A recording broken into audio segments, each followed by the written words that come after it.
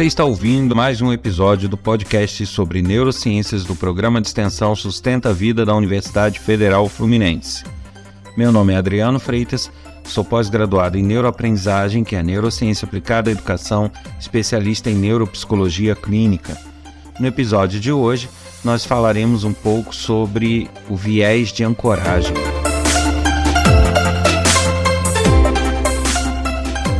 E no episódio passado eu comecei a falar um pouco sobre as heurísticas, sobre os vieses cognitivos e, conforme eu havia combinado, a partir de hoje a gente inicia uma série que vai tratar cada episódio de um viés cognitivo, um ou dois viéses cognitivos, para que todos possam entender um pouco como funciona esse mecanismo e que a maioria deles é muito bem aproveitada em marketing, em publicidade, e que realmente, se você parar para observar, você vai perceber que muitas técnicas que utilizam desse conhecimento são aplicadas aos comerciais de TV, são aplicadas às campanhas publicitárias e realmente ajudam a fazer com que o cliente, com que a pessoa que está recebendo a mensagem tenda a ter uma decisão mais impulsiva, que muitas vezes não é exatamente a que ela pretendia naquele momento.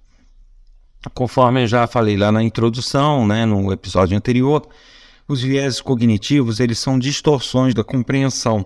Então, quando você tenta dar um sentido ao conteúdo que você recebe, tenta dar um sentido às coisas que você vê e daí gerar conclusões, algumas vezes por conta das heurísticas que o nosso cérebro utiliza, que é de ter que fazer atalhos para simplificar o processo de raciocínio, eles caem em algumas pegadinhas e isso gera os chamados vieses cognitivos, que você tende a tomar uma decisão que não é necessariamente a que você deveria tomar naquele momento, mas que você acaba sendo empurrado a tomar essa decisão justamente por estar numa heurística, por estar num resumo, num caminho mais curto, num atalho para o raciocínio. E a gente vai falar hoje de um viés que é o viés de ancoragem. Esse então é muito explorado na economia, muito explorado no marketing, porque ele permite que se faça vendas ou que se coloque valores principalmente, tá? Isso pode ser usado com outras características, mas é muito utilizado em técnicas ligadas a valores e preço de produtos, para que a pessoa tenha a sensação de que ela está adquirindo ou que ela pode adquirir um produto mais barato do que realmente ele é, quando na verdade ele muitas vezes pode estar até mais caro. O viés de ancoragem cria essa sensação do barato, ele ajuda a criar essa sensação porque ele faz com que o nosso cérebro gere uma comparação com algo que ele viu primeiro. Lógico que isso pode acontecer o contrário também, a pessoa pode ter uma sensação do mais caro, mas nunca o marketing vai trabalhar dessa forma, Então, como que funciona? Você tem numa vitrine vários relógios que você deseja adquirir.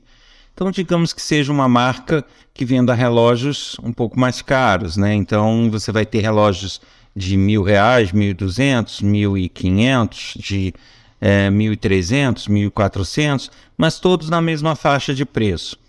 Você pode, dependendo do seu poder aquisitivo, achar, não, esses relógios realmente estão um pouquinho salgado o preço e não ser incentivado a adquirir nenhum, por mais que você goste. Porém, se essa mesma empresa, essa mesma vitrine, ela é montada com uma linha bem mais cara, e no meio dessa linha, esses baratos, esses ditos baratos que você realmente não achou, então se essa vitrine é refeita e entra um relógio de 7.000, um relógio de 8.000, um de 6.500, um de 5.000, e aí um de 1.000, um de 900, um de 1.200, mesmo que eles ainda continuem para o seu poder aquisitivo caro, você vai ter a sensação de que eles estão baratos, porque a tua forma de comparação imediata ali são com outros modelos da mesma marca que são muito mais caros. Então, muitas vezes, nem se faz isso com a intenção de vender o caro, se faz isso com a intenção de vender esse que você não compraria normalmente por já achar caro, mas que no meio de tantos outros mais caros, você vai ter a sensação de que ele está barato. Então, se você passar o olho nessa mesma vitrine, a tua sensação, o teu cérebro vai te empurrar a achar este celular de 1.200, que quando estava sozinho, era esse relógio de 1.200, que quando estava sozinho você achava caro, mas que no meio de outros de maior valor você passa a achar barato. Então, isso é o chamado viés de ancoragem. Você ancora o preço, né? Ancora o valor. Você põe uma âncora ali para ele usar aquele preço como referência para o que ele está fazendo. Isso vale para diversas situações. Se você tem um serviço para entregar, se você tem um relatório, alguma coisa, onde você tenha que dar um prazo, você pode pegar e dar um prazo, sei lá, de 10 dias, mesmo sendo capaz de fazer em 2. Então você vai dar um prazo de 10 dias. Ok, a pessoa vai aguardar ele, vai ter a ancoragem de que leva 10 dias. Só que aí você vai e entrega em 2. O que vai acontecer? A pessoa vai ter a grande sensação de que você foi muito competente, porque entregou um relatório previsto para 10 dias em 2. Então, essa sensação vai ser muito forte na pessoa que receber, sendo que ainda vai evitar que ele fique a todo instante te cobrando. E aquele relatório, você já fixou o teu prazo de entrega são 10 dias, ok? Então ele vai começar a te cobrar depois desses 10 dias, ele vai te dar um respiro para trabalhar. E você acabando ele antes, você vai passar como competente e não correr o risco de ser taxado de incompetente por estar sendo cobrado toda hora desse relatório. Então isso é o sistema de ancoragem, é você dar um parâmetro de comparação e o nosso cérebro usar desse parâmetro de comparação para decidir, tomar decisões e saber como avaliar ou como se comportar mediante uma situação. Não necessariamente isso está vinculado a uma decisão de compra. Como eu falei, a questão do prazo se refere também a decisões internas que você tenha. Você precisa avaliar uma pessoa, saber se ela é competente, saber se ela não é. São decisões internas que você vai tomando. E essas decisões também podem ser muito influenciadas pela ancoragem. E isso vale para tudo, né? Eu trabalho também com sistemas, então se você vende a ideia de um sistema muito simples e você entrega um sistema com mais recursos do que você prometeu, nossa, ele é muito bom, essa pessoa é muito competente, vai dar essa visão de competência e de eficiência. Agora, se você já de cara vende um sistema tudo top de linha, você dificilmente vai conseguir fazer aquilo de cara, então você vai demorar mais, né? Então, a sensação que a pessoa vai ter já não vai ser de tanta competência, porque por mais que você entregue, nada mais fez do que o que se comprometeu. Então, é por isso que algumas pessoas ancoram os valores, os recursos e até o tempo por um parâmetro menor, quando é possível, e daí entregam algo maior. Isso vai dar uma credibilidade muito grande, isso vai dar uma decisão muito a seu favor e, no caso de preços, pode gerar compras impulsivas, né? Então, a gente vai falar mais à frente um pouco de um outro viés cognitivo chamado de aversão a perdas, que somado a esse dão resultados fantásticos, porque você pode apresentar um preço que aparentemente é menor perto de outros maiores e ainda colocar que a pessoa com aquilo ela não pode perder aquela oportunidade porque só tem aquele dia. Isso vai gerar uma urgência, ou eu adquiro isso ou eu vou dançar. Isso a gente vai ver em detalhes no outro episódio, mas de qualquer forma já dá para ter uma ideia de como a ancoragem funciona, eu imagino. Né? Então a ancoragem nada mais é do que você passar uma ideia e depois entregar outra coisa, né? E isso, como eu falei, vale numa vitrine. Essa vitrine cara muitas vezes não é feita para vender os caros. Se vender, ótimo, mas não é feita para isso. É feita para ancorar a pessoa num patamar de preços alto, para que quando ela bata o olho naqueles que estão ali no meio, que tem um preço mais acessível, apesar de ainda caros muitas vezes, a pessoa tem um impulso de comprar por achar barato. né? Isso vale para roupa, para uma série de situações.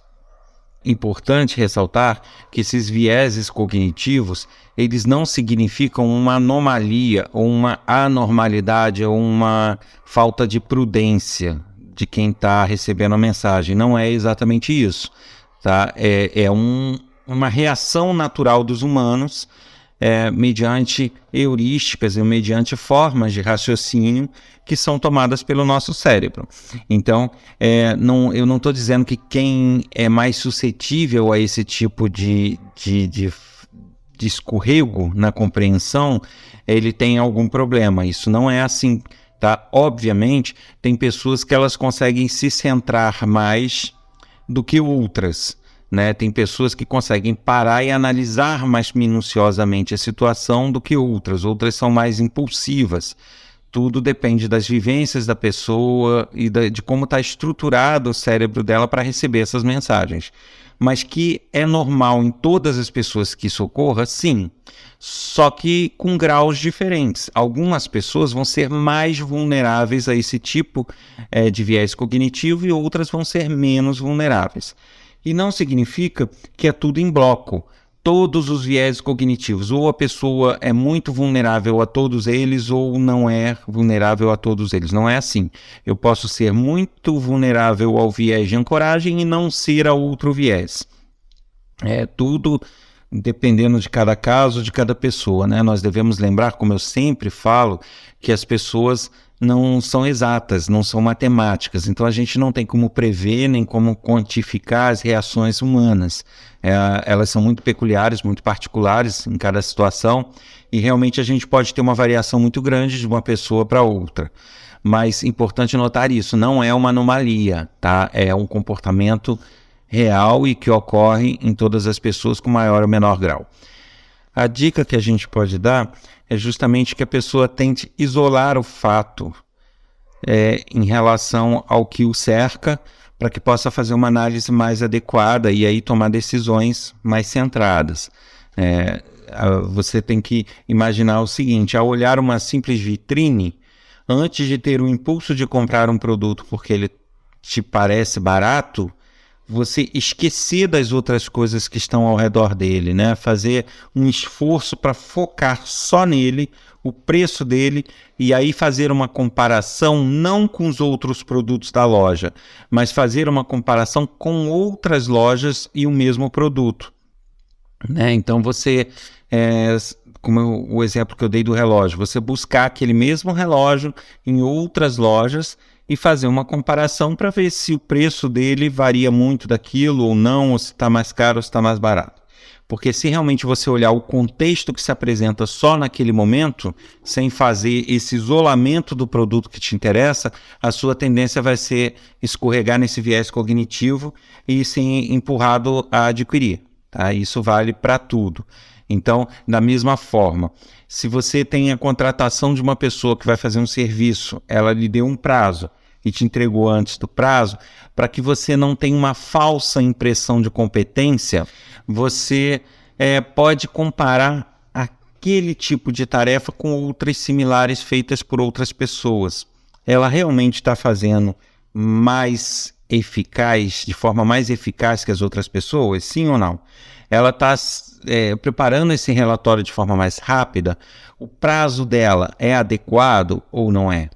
Então, se você isolar o fato, que é a geração do relatório, no exemplo que eu dei, do prazo que foi dado e avaliar só a ação em relação a outras ações similares, você vai ter uma análise muito mais efetiva, muito mais real, do que se você aceitar o prazo que foi dado e depois compará-lo com o prazo executado, né? Isso pode ser uma pegadinha. Da mesma forma, o oposto. Quando você tiver que passar uma mensagem, passar um orçamento, você já sabe que isso daí é um viés que muitas pessoas escorregam e podem ser traídas pelo cérebro. Eu aproveitei esse espaço para falar um pouquinho de alguns projetos ligados ao Sustenta a Vida, outros pessoais, para que quem tiver interesse possa ir lá e consultar e, quem sabe, colaborar de alguma forma. Eu tenho escrito livro na área de neurociências, que é um livro que trata no geral, de forma ampla e com essa linguagem do podcast, diversos assuntos ligados às neurociências, ligadas ao aprendizado, à memória. E quem quiser maiores informações sobre esse livro, basta escrever para livro@adrianofreitas.com, ou, se for o caso de querer a versão eletrônica ou através de compra ou de empréstimo, é só recorrer à Amazon através da plataforma Kindle. Um outro projeto interessante é o AF-Logo, que é uma ferramenta educacional gratuita que está disponível no seguinte site: informações.af-logo.com, e que é uma ferramenta educacional bastante eficaz e que auxilia muito na compreensão e no desenvolvimento de competências, no raciocínio, e é muito indicada para alunos de todas as idades, professores, educadores, e até para aqueles que não estão na época de estudo, não têm a profissão ligada a isso, mas que querem exercitar o cérebro e querem, adquirir maiores habilidades. Esse é um projeto pessoal que é distribuído gratuitamente através do Sustenta Vida. Então quem entrar no site vai ter como fazer o seu cadastro, utilizar de forma gratuita, e que a gente conta com apoio através de uma vaquinha virtual, que aqueles que puderem e quiserem colaborar com o desenvolvimento dessa tecnologia e com a geração de novas versões do sistema, pode ir lá colaborar com a gente, porque realmente projetos de pesquisa nesse país são um pouco incentivados. E o outro projeto, além desses, são diversos cursos EAD feitos por uma plataforma bastante amigável, que tem vários cursos na área de neurociências, vários cursos em outras áreas, e que são todos gratuitos, e que a pessoa pode fazer aquele curso que melhor se adapte em casa, de forma confortável, mas com conteúdo bastante consistente e bem gostoso de se ver. Aqueles que quiserem informações sobre os cursos disponíveis no programa de extensão Sustenta Vida devem acessar o site www.sustenta-vida.com. Você ouviu mais um episódio do podcast sobre neurociências do programa de extensão Sustenta Vida da Universidade Federal Fluminense. Meu nome é Adriano Freitas, sou pós-graduado em neuroaprendizagem, especialista em neuropsicologia clínica. No episódio de hoje a gente falou sobre o viés cognitivo de ancoragem. Se você desejar fazer algum contato conosco escrevendo para algum de nossos especialistas, basta enviar um e-mail para podcast@sustenta-vida.com, colocando no assunto o nome do especialista ou do podcast desejado. Escreva com informações, com questionamentos, com dúvidas, e a gente vai tentar discutir sobre os assuntos sugeridos para que cada vez a gente possa interagir mais. E não deixem de compartilhar esses episódios, passar em seus grupos, para os seus amigos, os grupos de estudo, de trabalho, para que a gente consiga sempre manter esse projeto ativo e gerando novos episódios para todos. E a gente volta no próximo episódio para tratar de mais um viés cognitivo nessa série bastante interessante. Um abraço a todos e até o próximo episódio.